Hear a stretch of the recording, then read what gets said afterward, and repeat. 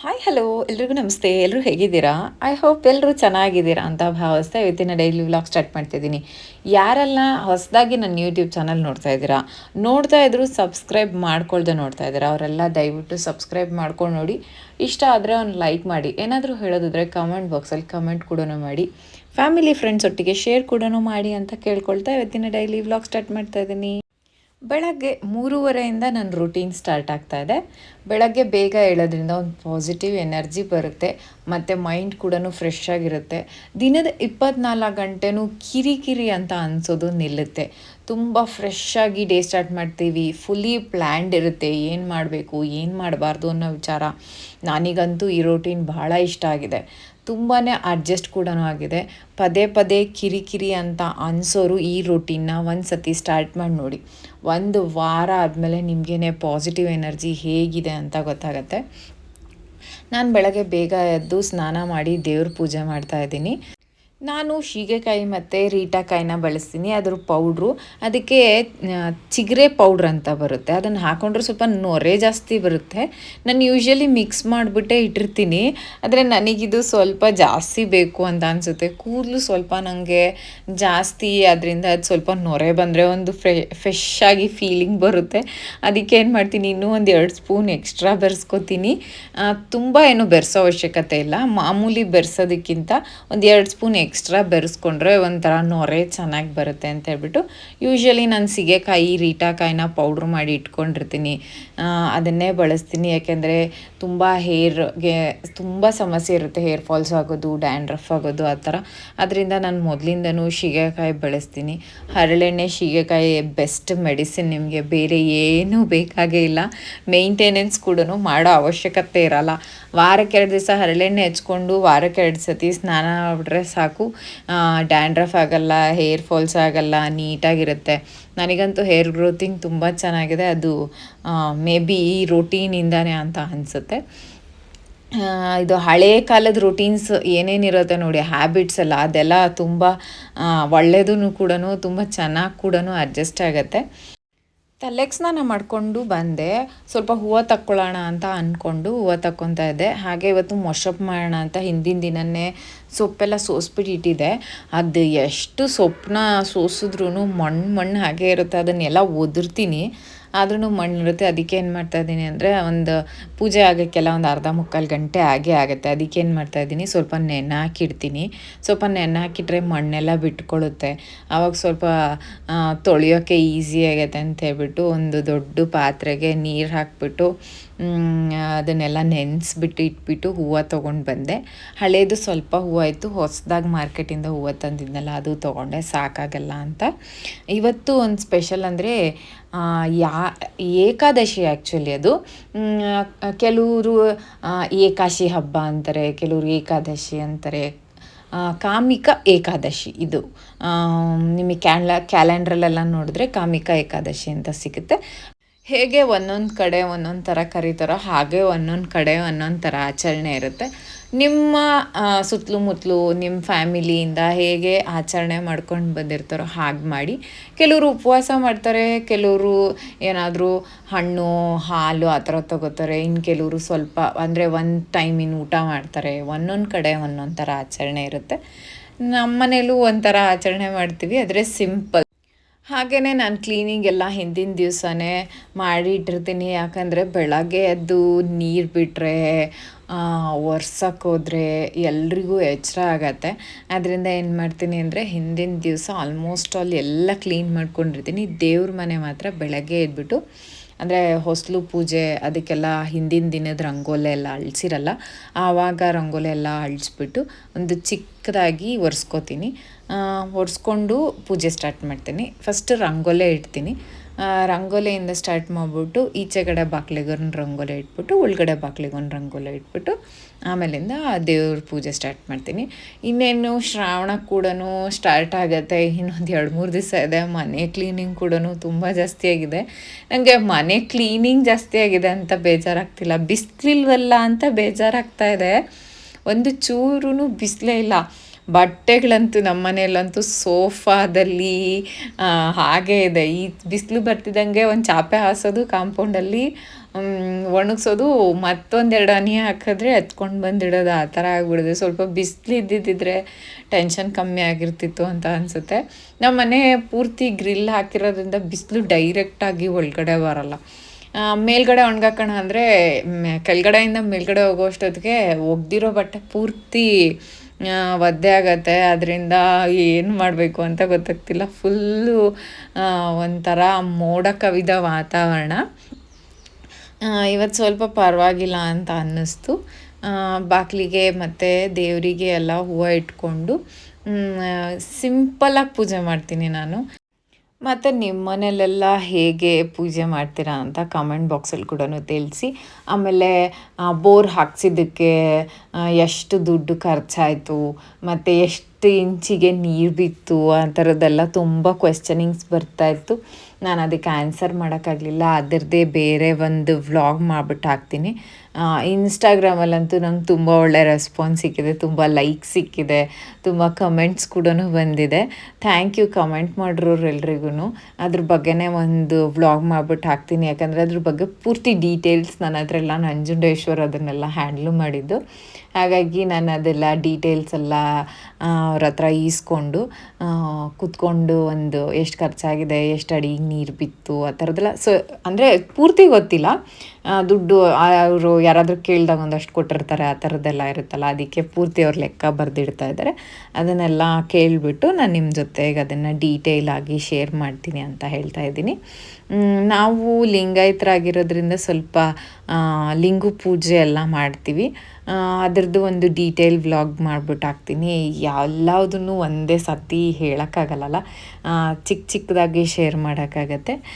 3:30ಗೆ ಎದ್ದೇಳ್ತಾ ಇರೋದು, ಒಂದು positive energy ಬರ್ತಾಯಿದೆ. ನನಗೇನು ಈಸಿಯಾಗಿ ಆಗಿರಲಿಲ್ಲ, ನಾನು ಸಿಕ್ಕಾಪಟ್ಟೆ ಲೇಝಿ. ನನಗೆ ಕ್ಲೀನಾಗಿರಬೇಕು ಅಷ್ಟೇ, ಆದರೆ ಲೇಝಿ. ಆಮೇಲೆ ಎದ್ದೋಳ್ಳೋಣ, ಆಮೇಲೆ ಮಾಡೋಣ, ಅದೇ ಥರನೇ ಇತ್ತು ನನಗೂ ರೊಟೀನು. ಎದ್ದಿದ ತಕ್ಷಣ ಮೊಬೈಲ್ ನೋಡೋದು, ಆ ಥರದ್ದೇ ಇದ್ದಿದ್ದು. ಆದರೆ ನಾನು ಸ್ವಲ್ಪ ಚೇಂಜಸ್ ಮಾಡಿಕೊಂಡು ಇವಾಗ ಬೆಳಗ್ಗೆನೇ ಬೇಗ ಎದ್ದು ಸ್ನಾನ ಮಾಡಿ ದೇವ್ರ ಪೂಜೆ ಮಾಡಿ ನಾನು ಮಾಡ್ತಾಯಿದ್ದೆ, ಆದರೆ ಲೇಟಾಗಿ ಮಾಡ್ತಾಯಿದ್ದೆ. ಬೆಳಗ್ಗೆ ಎದ್ದಿದ ತಕ್ಷಣ ಫಸ್ಟು ಅಡುಗೆ ಮನೆಗೆ ಹೋಗೋದು. ಅಂದರೆ ನಂದು ಅಡುಗೆಗಳು ಲೀಸ್ಟ್ ತುಂಬ ಜಾಸ್ತಿ ಇರುತ್ತೆ. ನನಗೆ ಯಾವಾಗಲೂ ಅಷ್ಟೇ ಇದೇ ತಿನ್ನಬೇಕು, ಇಷ್ಟೇ ತಿನ್ನಬೇಕು, ಆ ಥರದ್ದು ರೂಲ್ಸು. ಆ ಥರ ಏನು ಮಾಡ್ತಿದ್ದೆ ಅಂದರೆ ಫಸ್ಟ್ ಎದ್ದಿದ ತಕ್ಷಣ ಅಡುಗೆ ಮನೆಗೆ ಹೋಗ್ಬಿಟ್ಟು ಅಡುಗೆ ತಿಂಡಿ ಮಾಡಿ ಅಭಿನವನ ಸ್ಕೂಲಿಗೆ ಕಳಿಸಿ, ಆಮೇಲೆ ಮನೆಯೆಲ್ಲ ಕ್ಲೀನ್ ಮಾಡಿ, ಆಮೇಲೆ ಸ್ನಾನ ಮಾಡಿ ದೇವ್ರ ಪೂಜೆ ಮಾಡಿ, ಇದಕ್ಕೆಲ್ಲ 10-11 ಗಂಟೆ ಆಗ್ತಾಯಿತ್ತು. ಅದರಿಂದ ಅದು ಬೇಡ ಅಂತ ಹೇಳ್ಬಿಟ್ಟು ಹಬ್ಬ ಇದ್ದಾಗ ಮಾತ್ರ ಈ ಥರ ರೊಟೀನ್ನ ಫಾಲೋ ಮಾಡ್ತಾಯಿದ್ದೆ ನಾನು. ಅದಕ್ಕೆ ಈಗಂತೂ ಕಂಪ್ಲೀಟ್ ಚೇಂಜ್ ಮಾಡಿದ್ದೀನಿ. ಫಸ್ಟು ಬೆಳಗ್ಗೆನೇ ಬೇಗ ಎದ್ದು ಯೋಗ ಕ್ಲಾಸಿಗೆ ಹೋಗ್ತಾಯಿದ್ವಿ ನಾವು. ಯೋಗ ಕ್ಲಾಸಿಗಿಂತ ಮುಂಚೆನೇ ಎದ್ದು ಸ್ನಾನ ಮಾಡಿ ದೇವ್ರ ಪೂಜೆ ಮಾಡಿದ್ಮೇಲೆ ಯೋಗ ಸ್ಟಾರ್ಟ್ ಮಾಡ್ತಾಯಿದ್ದೀನಿ. ಇದು ನನಗಂತೂ ತುಂಬಾ ಫ್ರೆಶ್ಶಾಗಿ ಫೀಲಿಂಗ್ ಕೊಡ್ತಾಯಿದೆ. ದೇವ್ರ ಪೂಜೆ ಅಂತೂ ನನಗಂತೂ ತುಂಬಾ ಇಷ್ಟ ಆಗಿದೆ. ಯಾವಾಗಲೂ ಅಷ್ಟೇ ಒಂದು ಪಾಸಿಟಿವ್ ಎನರ್ಜಿ ಬೇಕು ಅಂತ ಹೇಳಿದ್ರೆ ನಾವು ಪಾಸಿಟಿವ್ ಆಗೇ ಹೋಗಬೇಕಾಗತ್ತೆ. ದೆನ್ ಅದಕ್ಕೋಸ್ಕರ ಪಾಸಿಟಿವ್ ಎನರ್ಜಿ ನನಗಂತೂ ತುಂಬಾ ಚೆನ್ನಾಗಿ ಸಿಕ್ಕಿದೆ. ನಾನೇನೋ ಅನ್ಕೋತಿದ್ದೆ, ಅದು ಏನೋ ಆಗ್ತಿತ್ತು, ಆ ಪಾಸಿಟಿವ್ ಎನರ್ಜಿ ಎಲ್ಲಿ ಹೋಗ್ತಿದೆ ಅಂತಲೇ ಗೊತ್ತಿರ್ತಿರ್ಲಿಲ್ಲ. ಎಲ್ಲರೂ ಹೇಳ್ದಂಗೆ ಏನೋ ಕುಂಭರಾಶಿಯವರಿಗೆ ಟೈಮ್ ಚೆನ್ನಾಗಿಲ್ಲ ಅಂತ ಕೆಲವರು ಜ್ಯೋತಿಷ್ಯದವರೆಲ್ಲ ಹೇಳ್ತಾಯಿದ್ರು. ನಂದು ಕುಂಭರಾಶಿ, ಅದರಿಂದ ಈ ಥರ ಆಗ್ತಿದೆಯೇನೋ ಅಂತ ಅನ್ಸೋಕ್ಕೆ ಸ್ಟಾರ್ಟ್ ಆಗಿಬಿಡೋದು. ಒಂದು ದಿವಸ ಬ್ಲಾಗ್ ಹಾಕಿದ್ರೆ 3 ದಿವಸ ಬ್ಲಾಗ್ ಹಾಕೋಕ್ಕಾಗ್ತಿಲ್ಲ. ಇರೋ ಟೆನ್ಷನ್ಸಲ್ಲಿ ಹೇಗೆ ಬದುಕ್ತಾ ಇದ್ದೀನಿ ಅಂತಲೇ ಗೊತ್ತಿಲ್ಲ. ಅಷ್ಟೊಂದು ಟೆನ್ಷನ್ ಆಗಿಬಿಡಿದೆ ಜೀವನದಲ್ಲಿ. ಹೇಗಿರಬಾರ್ದಾಗಿತ್ತೋ ಹಾಗೆಲ್ಲ ಇರೋಕ್ಕಾಗ್ಬಿಡಿದೆ. ಬುಕ್ಸೆಲ್ಲ ಹುಡುಕ್ಬೇಕಾದ್ರೆ ಸೋಮವಾರ ವ್ರತದ್ದೊಂದು ಪುಸ್ತಕ ಸಿಕ್ತು.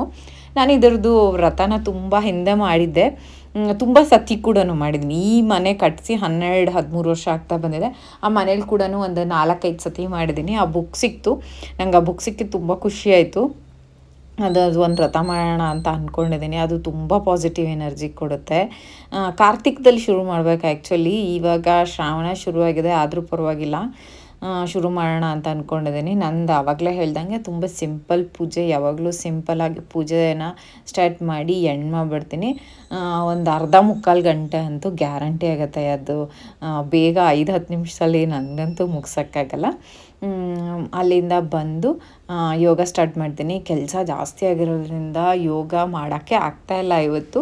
ಸುಮ್ಮನೆ ಧ್ಯಾನ ಮತ್ತು ಒಂದು ಸ್ವಲ್ಪ ಪ್ರಾಣಾಯಾಮ ಆ ಥರದ್ದೇನಾದರೂ ಮಾಡ್ತೀನಿ. ಕೆಲಸ ಜಾಸ್ತಿ ಇದ್ದಾಗ ಯೋಗ ಮಾಡೋದಕ್ಕಾಗೋದಿಲ್ಲ. ತುಂಬ ಟಯರ್ಡ್ ಆಗಿಬಿಡುತ್ತೆ ನನಗಂತೂ. ಆಮೇಲೆ ನನಗೆ ಅಷ್ಟೊಂದು ವರ್ಕೌಟೂ ಬೇಕಾಗಲ್ಲ. ಯಾಕೆಂದರೆ ಕೆಲಸ ಎಲ್ಲದೂ ನಾನೇ ಮಾಡ್ತೀನಿ. ಏನೂ ಕೆಲಸದವ್ರು ಯಾರೂ ಇಲ್ಲ ನನಗೆ ಹೆಲ್ಪಿಂಗಿಗೆ. ನಾನು ಆದ್ದರಿಂದ ಸ್ವಲ್ಪ ಎಷ್ಟಾಗುತ್ತೋ ಅಷ್ಟು ಮಾತ್ರನೇ ಕೆಲಸ ಮಾಡ್ತೀನಿ, ಎಷ್ಟಾಗುತ್ತೋ ಅಷ್ಟು ಮಾತ್ರನೇ ಯೋಗ ಮಾಡ್ತೀನಿ. ಯೋಗ ಮಾಡೋದ್ರಿಂದ ಒಂದು ಫ್ರೆಶ್ ಆದ ಫೀಲಿಂಗ್ ಸಿಗುತ್ತೆ. ಇವಾಗ ನಿಮಗೇ ಗೊತ್ತು, ಫಿಲಮ್ ಆ್ಯಕ್ಟರ್ಸ್ ಕೂಡ ಎಷ್ಟೊಂದು ಪ್ರಾಬ್ಲಮ್ ಫೇಸ್ ಮಾಡ್ತಾಯಿರ್ತಾರೆ ಅಂತ. ಅವರಿಗೇ ಅಷ್ಟೊಂದು ಪ್ರಾಬ್ಲಮ್ಸ್ ಆದರೆ ನಾರ್ಮಲ್ ಹೆಣ್ಮಕ್ಳು ನಾವೆಲ್ಲ ನಮಗೆ ಎಷ್ಟು ಟೆನ್ಷನ್ಸ್ ಇರುತ್ತೆ, ಎಷ್ಟು ನಮಗೆ ಅದ್ರ ಬಗ್ಗೆ ಕೇರಿಂಗ್ ಬೇಕಾಗುತ್ತೆ ಅನ್ನೋದನ್ನು ನೀವೇ ಸ್ವಲ್ಪ ಯೋಚನೆ ಮಾಡಬೇಕಾಗತ್ತೆ. ಸಿಕ್ಕಾಪಟ್ಟೆ ಹೆಲ್ತ್ ಇಶ್ಯೂ ಸ್ಟಾರ್ಟ್ ಆಗೋದಕ್ಕಿಂತ ಮುಂಚೆನೇ ಈ ಥರ ಸಣ್ಣ ಪುಟ್ಟ ರೂಢಿಗಳನ್ನ ಮಾಡ್ಕೊಳ್ಳಿ. ಯಾವಾಗಲೂ ಧ್ಯಾನ ಅಂತನೂ ತುಂಬ ಮೈಂಡನ್ನ ಫ್ರೆಶ್ ಆಗಿಡೋದಕ್ಕೆ ನಿಮಗೆ ಭಾಳನೇ ಹೆಲ್ಪ್ ಮಾಡುತ್ತೆ. ಮೈಂಡ್ ಫ್ರೆಶ್ ಆಗಿದ್ದಷ್ಟು ಕೆಲಸಗಳು ಈಸಿಯಾಗಿ ಹೋಗೋಕ್ಕೆ ಸ್ಟಾರ್ಟ್ ಆಗುತ್ತೆ. ಫಸ್ಟ್ ಬೇಕಾಗಿರೋದೇನು ಗೊತ್ತಾ, ನಮ್ಮಲ್ಲಿ ಒಂದು ಕಾಮ್ನೆಸ್ಸು. ನಾನು ಸಿಕ್ಕಾಪಟ್ಟೆ ಕಿರ್ಚಾಡ್ತೀನಿ, ಕೂಗಾಡ್ತೀನಿ, ಎಲ್ಲ ಮಾಡ್ತೀನಿ, ಆದರೆ ಮೈಂಡ್ ಕಾಮ್ ಆಗಿರ್ಬೇಕು ಯಾವಾಗ್ಲೂ. ಆದ್ದರಿಂದ ಏನು ಮಾಡಬೇಕು ಅಂತ ಹೇಳಿದ್ರೆ ಸ್ವಲ್ಪ ಯೋಗ ಧ್ಯಾನ ಮಾಡೋದು ಮನಸ್ಸಿಗೂ ಮತ್ತು ಮೈಂಡಿಗೂ ತುಂಬ ಒಳ್ಳೆಯದು. ಯೋಗ ಮುಗಿಸ್ಕೊಂಡು ಅರ್ಧ ಗಂಟೆ ಅಷ್ಟೇ ಯೋಗ ಮಾಡಿದ್ದಿವತ್ತು. ಯೋಗ ಮುಗಿಸ್ಕೊಂಡು ಅಡುಗೆಗಳಿಗೆ ಶಿಫ್ಟ್ ಆಗ್ತೀನಿ. ತರಕಾರಿಗಳನ್ನ ಸ್ವಲ್ಪ ಬೇಗ ತೆಗೆದಿಟ್ಟಿರ್ತೀನಿ. ಯಾಕೆಂದರೆ ಅದು ರೂಮ್ ಟೆಂಪ್ರೇಚರಿಗೆ ಬಂದಮೇಲೆ ಅದನ್ನು ಎಲ್ಲ ಅಡುಗೆ ಮಾಡಬೇಕು.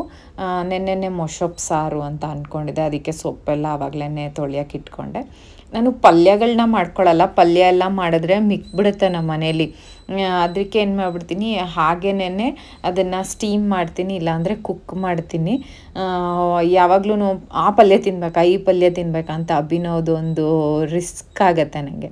ಅದಕ್ಕೆ ಏನು ಮಾಡ್ಬಿಡ್ತೀನಿ, ಒಂದು ಕ್ಯಾರೆಟು, ಒಂದು ಬೀಟ್ರೋಟು, ಯಾವುದಾದ್ರೂ ಒಂದು ಸೀಸ್ನಲ್ಲು ಒಂದು ತರಕಾರಿನ ಕುಕ್ ಮಾಡಿಬಿಟ್ಟು ಕೊಡ್ತೀನಿ. ಸ್ವಲ್ಪ ಉಪ್ಪು ಹಾಕ್ತೀನಿ ಅದಕ್ಕೆ. ತಿಂಡಿಗಳೆಲ್ಲ ಬೇಗ ಮುಗ್ದೋಗುತ್ತೆ. ನಂಜುಂಡೇಶ್ವರ್ ಎದ್ದಿದ್ರೆ ಅವ್ರು ಕೂಡ ಹೆಲ್ಪ್ ಮಾಡ್ತಾರೆ.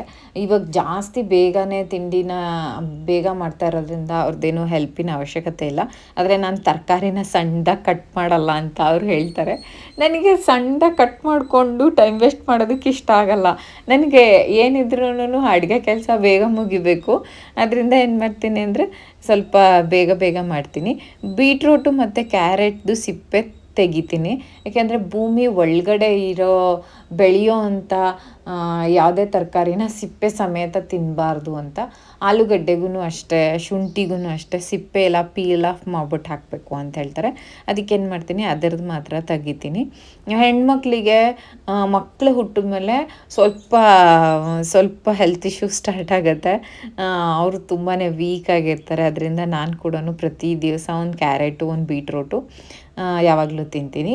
ಇದು ನನ್ನ ಟೈಮ್. ಇವಾಗ ಒಂದು 1/2 hour ಆಗ್ಬೋದು, 1 hour ಆಗ್ಬೋದು. ಆರಾಮಾಗಿ ಕೂತ್ಕೊಂಡು ನಾಳೆ ಏನು ಮಾಡಬೇಕು, ಇವತ್ತಿಂದು ಏನು ಕೆಲಸಗಳಿದೆ, ಫಸ್ಟ್ ಯಾವ್ದು ಮಾಡಬೇಕು, ಎಲ್ಲಿಂದ ಶುರು ಮಾಡಬೇಕು, ಆ ಥರದನ್ನೆಲ್ಲ ಯೋಚನೆ ಮಾಡ್ತೀನಿ. ಆಮೇಲೆ ಉಗುರು ಬೆಚ್ಚಗಿನ ನೀರು ಕುಡಿತೀನಿ. ಕೆಲವು ದಿವಸ ನಿಂಬೆ ಹಣ್ಣು ಹಿಂಡ್ಕೋತೀನಿ, ಕೆಲವು ದಿವಸ ಹಾಗೆ ಕುಡಿತೀನಿ. ಒಂದೊಂದು ದಿವಸ ಒಂದೊಂದು ಥರ. ಯಾವುದೂ ಒಂದೇ ಥರನೂ ಮಾಡೋಕ್ಕಾಗಲ್ಲ. ಒಂದೇ ಥರ ಮಾಡಿದ್ರೆ ನಮಗೂ ಬೋರ್ ಆಗಿಬಿಡುತ್ತೆ. ಆವಾಗಲೇ ಹೇಳ್ದಂಗೆ ಮನೆ ಎಲ್ಲ ಬರೀ ಬಟ್ಟೆಗಳೇ, ಅಲ್ಲಿ ಮಡ್ಚಿಡೋದು, ಇಲ್ಲಿ ಮಡ್ಚಿಡೋದು.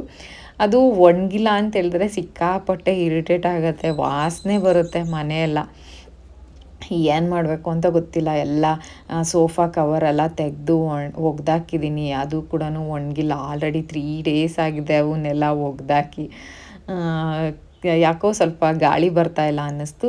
ಚಳಿಗಾಲ ಆಗಿರೋದ್ರಿಂದ ಒಂದೇ ಒಂದು ಕಿಟಕಿ ತೆಗೆದಿರ್ತೀನಿ. ಇನ್ನೊಂದು ಕಿಟಕಿ ತೆಗಿಯೋಣ ಅಂತೇಳ್ಬಿಟ್ಟು ಹೋದೆ. ಕಿಟಕಿ ತೆಗೆದ್ಬಿಟ್ಟು ಒಂದು ಸ್ವಲ್ಪ ಹೊತ್ತು ನಿಂತ್ಕೊಂಡು ಫ್ರೆಶ್ ಗಾಳಿ ಬರುತ್ತೆ. ಆಚೆ ಕಡೆ ಹೋಗೋಣ ಅಂತ ಅಂದ್ಕೊಂಡೆ. ಆಚೆ ಕಡೆ ಹೋದರೆ ಸ್ವಲ್ಪ ಸೊಳ್ಳೆಗಳು ಕಚ್ಚುತ್ತೆ. ನನಗೆ ಸೊಳ್ಳೆ ಕಂಡ್ರೆ ಆಗಲ್ಲ. ಅದಕ್ಕೆ ಏನು ಮಾಡ್ತೀನಿ, ಆದಷ್ಟು ಒಳಗಡೆ ಇರೋದಕ್ಕೆ ಇಷ್ಟಪಡ್ತೀನಿ. ಇವತ್ತು ತಿಂಡಿ ನೆನ್ನೆನೇ ಅಂದ್ಕೊಂಡಿದ್ದೆ ಮೊಸೊಪ್ಪು ಸಾರು ಅನ್ನ ಮುದ್ದೆ ಅಂತ ಹೇಳ್ಬಿಟ್ಟು ಹಿಂದಿನ ದಿವಸನೇ ಹೇಳ್ಬಿಟ್ಟಿರ್ತೀನಿ. ನನಗೇನಾದರೂ ಕನ್ಫ್ಯೂಷನ್ಸ್ ಇದ್ದರೆ ಏನು ತಿಂಡಿ ಮಾಡಲಿ ಅಂತ ಎಲ್ರಿಗೂ ಕೇಳ್ತೀನಿ. ಇಲ್ಲ ಅಂತ ನನ್ನ ತಲೆಯಲ್ಲಿ ಏನಿರುತ್ತೋ ಅದನ್ನು ಮೊದಲೇ ಹೇಳ್ಬಿಟ್ಟಿರ್ತೀನಿ. ಹಿಂದಿನ ದಿವಸನೇ ಹೇಳಿದ್ದೆ ಅನ್ನ ಮುದ್ದೆ ಅಂತ ಹೇಳ್ಬಿಟ್ಟು. ಓಕೆ, ಅದೆಲ್ಲ ಏನೂ ನಮ್ಮ ಮನೇಲಿ ಏನೂ ಪ್ರಾಬ್ಲಮ್ ಇಲ್ಲ. ಬೆಳಗ್ಗೆನೇ ಮುದ್ದೆ ಮಾಡಿದ್ರೆ ನಂಜುಂಡೇಶ್ವರ್ಗೂ ಖುಷಿಯಾಗತ್ತೆ, ಅಭಿನವ್ಗೂ ಖುಷಿಯಾಗತ್ತೆ. ನನಗೆ ಸ್ವಲ್ಪ ಅಡುಗೆ ಕೆಲಸ ಅದರಿಂದ ಸ್ವಲ್ಪ ಮುಕ್ತಿ ಇರುತ್ತೆ. ಅಂದರೆ ಹಬ್ಬಗಳ ಟೈಮಲ್ಲಿ ಸ್ವಲ್ಪ ಅಡುಗೆ ಮಾಡಿಟ್ಬಿಟ್ರೆ ಬೇಕಾದಾಗ ಒಂಚೂರು ಅನ್ನ ಮಾಡ್ಕೋಬೋದು. ಬೆಳಗ್ಗೆನೇ ಮುದ್ದೆ ಮಾಡಿದರೆ ಅಭಿನವ್ಗೆ ಯಾಕೋ ಸ್ವಲ್ಪ ಹುಷಾರಿಲ್ಲ ಅಂತ ಅನ್ನಿಸ್ತಾ ಇತ್ತು. ಅದಕ್ಕೆ ಸ್ವಲ್ಪ ರೆಸ್ಟ್ ಮಾಡು ಆಮೇಲಿಂದ ಅಂತ ಹೇಳಿಬಿಟ್ಟು ಅವನನ್ನು ಎಬ್ಬರಿಸಿಲ್ಲ, ಮಲ್ಕೊಂಡೇ ಇದ್ದ ಅವನಿವತ್ತು. ನಾನು ಕೆಂಪಕ್ಕಿ ಅನ್ನ ಮಾಡಿದ್ದೀನಿ ಮತ್ತು ತರಕಾರಿಗಳನ್ನ ಕುಕ್ ಮಾಡಿದ್ದೀನಿ, ಅನ್ನ ಮಾಡಿದ್ದೀನಿ. ಒಂದು ಸೌತೆಕಾಯ್ದು ಒಂದು ಸುಮ್ಮನೆ ಹಚ್ಚಿಬಿಟ್ಟು ಹಾಗೆ ಉಪ್ಪು ಮತ್ತು ಮೆಣಸು ಹಾಕಿದ್ದೀನಿ. ಅದು ಸ್ಯಾಲೆಡ್ ಏನೂ ಮಾಡಲಿಲ್ಲ. ಚಿಕ್ಕದೊಂದು ನಿಂಬೆಕಾಯ್ದು ಉಪ್ಪಿನಕಾಯಿ ಇಟ್ಕೊಂಡಿದ್ದೀನಿ. ಇದು ಇವತ್ತಿನ ಬೆಳಗಿನ ಬ್ರೇಕ್ಫಾಸ್ಟ್. ಮಧ್ಯಾಹ್ನಕ್ಕೆ ಅನ್ನ ಏನಾದರೂ ತಿಂತೀನಿ, ಹೊಟ್ಟೆ ಹಸಿದ್ರೆ. ಇಲ್ಲಾಂದರೆ ನಂದು ಡೈಲಿ ಒಂದೇ ಮೀಲ್ ತೊಗೋತಾ ಇರೋದು ನಾನು. ಸಿಂಪಲ್ ಇವತ್ತು ನಾನೇನು ಉಪವಾಸ ಎಲ್ಲ ಮಾಡ್ತಾಯಿಲ್ಲ. ಸಿಂಪಲ್ಲಾಗಿ ಇಷ್ಟು ಮಾತ್ರನೇ ಅಡುಗೆ ಮಾಡಿಬಿಟ್ಟು ಊಟ ಮಾಡ್ತಾಯಿದ್ದೀನಿ. ಬಿಸಿ ಬಿಸಿ ಇತ್ತು ಎಲ್ಲ, ಬಿಸಿ ಬಿಸಿ ಇದ್ದಾಗಲೇ ತಿನ್ನೋಣ ಅಂತ ಅಂದ್ಕೊಂಡೆ. ಅಭಿನವನ್ನ ಎಷ್ಟು ಮಾತಾಡ್ಸಿದ್ರು ಮಾತಾಡ್ತಾ ಇಲ್ಲ. ಅವನಿಗೆ ಏನಾದರೂ ನಾಟಕ ಅಂತೂ ಮಾಡಲ್ಲ ಅವನು. ಸ್ವಲ್ಪ ಸ್ವಲ್ಪ ಹುಷಾರು ತಪ್ಪಿದೆ ಅವನಿಗೆ. ಆ್ಯಕ್ಚುಲಿ ಹೋಗಿ ಎಬ್ಬರಿಸಿದ್ರು ಎದ್ದೇಳ್ತಾ ಇಲ್ಲ, ಮಾತಾಡ್ತಾ ಇಲ್ಲ. ಸರಿ ಎದ್ದೇಳು, ಅನ್ನ ತೊಗೊಂಡು ಬಂದಿದ್ದೀನಿ ಅಂತ, ಮುದ್ದೆ ಬೇಡ ಅಂತ ಅಂದ. ಜೀರ್ಣ ಆಗೋದು ಕಷ್ಟ ಆಗುತ್ತೆ ಅಂತ ಹೇಳ್ಬಿಟ್ಟು ನಾನೇನೇ ಹೋಗಲಿ ಎದ್ದೇಳು, ಸ್ವಲ್ಪನೇ ಅನ್ನ ತಿನ್ನು ಅಂತ ಹೇಳಿದೆ. ಅವನು ಅಷ್ಟೊಂದು ಅನ್ನ ಬೇಡ ಅಂತ ಹೇಳ್ತಾ ಇದ್ದ. ಒಂದು ಸ್ವಲ್ಪನೇ ಅನ್ನ ಇಟ್ಕೊಟ್ಬಿಟ್ಟು ಬಂದೆ. ನಾನು ತಿಂಡಿ ತಿನ್ನೋಣ ಅಂತ. ನಂಜುಂಡೇಶ್ವರ್ ಆಲ್ರೆಡಿ ತಿಂದು ಕೂತಿದ್ದಾರೆ. ಮನೆಯೆಲ್ಲ ಬಟ್ಟೆಯಿಂದ ಮೆಸ್ಸಿಯಾಗಿದೆ. ಇವಾಗ ಫಸ್ಟು ಸ್ವಲ್ಪ ಬಿಸಿಲು ಬರೋಂಗೆ ಕಾಣ್ತಾ ಇತ್ತು. ಫಸ್ಟು ಆ ಬಟ್ಟೆಗಳನ್ನೆಲ್ಲ ನೀಟಾಗಿ ಬಿಸಿಲಿಗೆ ಹಾಕ್ಬಿಟ್ಟು ಮಡಚಿ ಎತ್ತಿಟ್ರೆ ಇವತ್ತಿನ ದಿನ ಫುಲ್ಲು ಕ್ಲೀನ್ ಆಗಿಬಿಡುತ್ತೆ ಮನೆನ. ಮತ್ತು ಹಬ್ಬಗಳ ಕೆಲಸ ಕೂಡ ಸ್ಟಾರ್ಟ್ ಮಾಡ್ಕೋಬೋದು. ನಾವಿಬ್ಬರು ಸ್ವಲ್ಪ ಹೊತ್ತು ಕೂತ್ಕೊಂಡು ಮಾತಾಡ್ಬಿಟ್ಟು ಏನು ಮಾಡಬೇಕು, ನಾಳೆ ಏನು ಮಾಡಬೇಕು ಆ ಥರದ್ದು ಯೋಚನೆ ಮಾಡ್ತಾಯಿದ್ದೀವಿ. ಯಾಕೆಂದರೆ ಅಲ್ಲಿ ಕನ್ಸ್ಟ್ರಕ್ಷನ್ ಸ್ಟಾರ್ಟ್ ಮಾಡೋದ್ರಿಂದ ಸ್ವಲ್ಪ ಕೆಲಸಗಳೂ ಅದರದ್ದು ಸ್ವಲ್ಪ ಕೆಲಸ ಜಾಸ್ತಿ ಆಗಿದೆ. ಹಬ್ಬ ಕೂಡ ಇರೋದ್ರಿಂದ ಸ್ವಲ್ಪ ಮನೆ ಕೆಲಸನೂ ಜಾಸ್ತಿ ಆಗಿದೆ. ನಂಜುಂಡೇಶ್ವರ ಏನು ಮನೆ ಕೆಲಸದಲ್ಲೇನು ಹೆಲ್ಪ್ ಮಾಡಲ್ಲ, ಸ್ವಲ್ಪ ಆಚೆಗಡೆ ಕೆಲಸ ಅಟ್ಲೀಸ್ಟ್ ನನಗೆ ಕಮ್ಮಿ ಮಾಡ್ತಾರೆ. ಇವತ್ತಿನ ಈ ವ್ಲಾಗ್ ಕೂಡ ಇಲ್ಲೇ ಎಂಡ್ ಮಾಡ್ತಾಯಿದ್ದೀನಿ. ಯಾರ್ಯಾರಿಗೆಲ್ಲ ಇಷ್ಟ ಆಗಿದೆ ದಯವಿಟ್ಟು ಸಬ್ಸ್ಕ್ರೈಬ್ ಮಾಡ್ಕೊಂಡು ನೋಡಿ. ಏನಾದರೂ ಹೇಳೋದಿದ್ದರೆ ಕಮೆಂಟ್ ಬಾಕ್ಸಲ್ಲಿ ಕಮೆಂಟ್ ಕೂಡ ಮಾಡಿ ಅಂತ ಹೇಳ್ತಾ, ನಮ್ಮ ಜಮೀನಲ್ಲಿ ಹುಚ್ಚೆಳ್ಳು ಹಾಕೋಣ ಅಂತ ಅಂದ್ಕೊಂಡ್ವಿ. ಅಭಿನವ್ ಎದ್ದ, ನಾನು ಹೋಗ್ತೀನಿ ಡ್ಯಾಡಿ ಜೊತೆಗೆ ಅಂತ.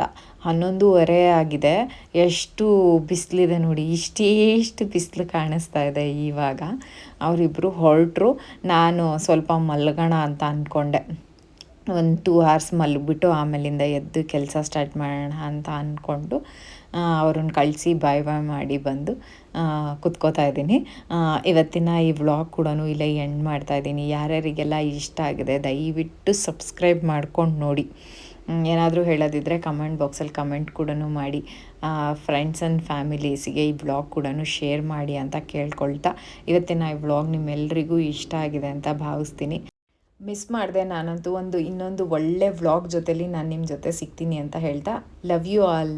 ಬಾಯ್ ಬಾಯ್.